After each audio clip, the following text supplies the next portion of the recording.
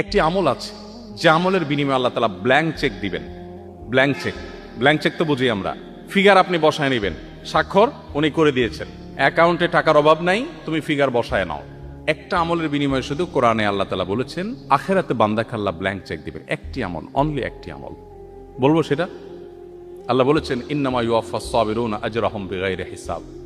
যারা সবর করতে পারবে, ধৈর্যশীল হবে, আশাহত হবে না, ভেঙে পড়বে না, মুষড়ে পড়বে না, শক্ত থাকবে, আল্লাহর প্রতি আস্থা রাখবে, ভরসা রাখবে, আত্মবিশ্বাস রাখবে এবং সবর করবে, আল্লাহ বলেছেন তাদের বিনিময়ে দেওয়া হবে হিসেব ছাড়া।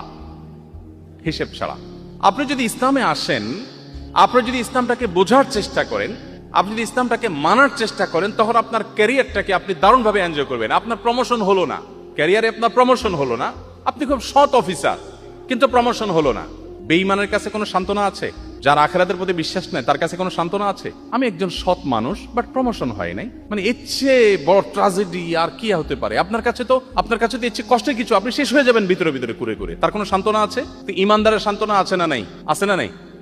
আমার টার্গেট ছিল আমি প্রশাসনের সর্বোচ্চ লেভেলে যাব, আমি পড়াশোনা করে ভালো একটা জায়গায় যাব, যে আমি দুর্নীতিকে জাদুঘরে পাঠাবো, এদেশে মানুষের মুখে হাসি ফোটাবো, আমি অপশাসনের বিরুদ্ধে সংগ্রাম করব, আমি সমাজে উদাহরণ হব, আমি মানুষের জন্য কাজ করব। এটা জীবনের সার্থকতা। ভোগবাদ এটা জীবনের সার্থকতা না। ভোগ করে সুখে থাকা এটা তো গরু ছাগলও পারে, পশু পাখিও পারে।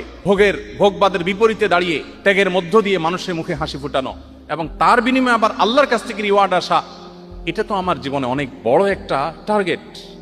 এই টার্গেট যদি আমি ফুলফিল নাও করতে পারি, আমার প্রমোশনই হলো না, চাকরিটাই হলো না, জায়গা মতো যেতেই পারলাম না, ইমানদারের সান্ত্বনার জায়গা হলো নবীজি বলেছেন মান হাম্মা বিহাসানাতিন ফালাম ইয়ামালহা। কেউ যদি কোনো ভালো কাজ করবার সংকল্প করে কিন্তু করতে না পারে, আল্লাহ তাআলা তাকে ওই কাজটা করার যেহেতু ইচ্ছার কোনো ত্রুটি ছিল না, কিন্তু সে পারে নাই, তার প্রমোশন হয় নাই, তার চাকরিটা হয় নাই, ব্যাটে বলে হয় নাই, তার স্বপ্ন ছিল, তার ইচ্ছা ছিল, ইচ্ছাতে কোনো খাদ ছিল না, সে সঠিক সিদ্ধান্ত গ্রহণ করেছে বাট হয়ে ওঠেনি। নবীজি বলেছেন কুতিবাত লাহু হাসানাহ। সে যা নিয়ত করেছে ওটা নিয়ত করে করলে যা সওয়াব পেত, নিয়ত করে সেটা করতে না পারলেও আল্লাহর কাছে সমপরিমাণ সওয়াব লাভ করবে। আপনি যদি মুসলিম হন, আপনার জীবনে প্রমোশন না হলে, চাকরি না হলে আপনি সান্ত্বনা খুঁজে পাবেন। চাকরি হয় না তাতে কি সব এক চুলও কম হবে না, আল্লাহ আমাকে পাই পাই করে দিবেন ঘোষণা দেওয়া আছে, কারণ আমার ইচ্ছা কোনো ত্রুটি ছিল না।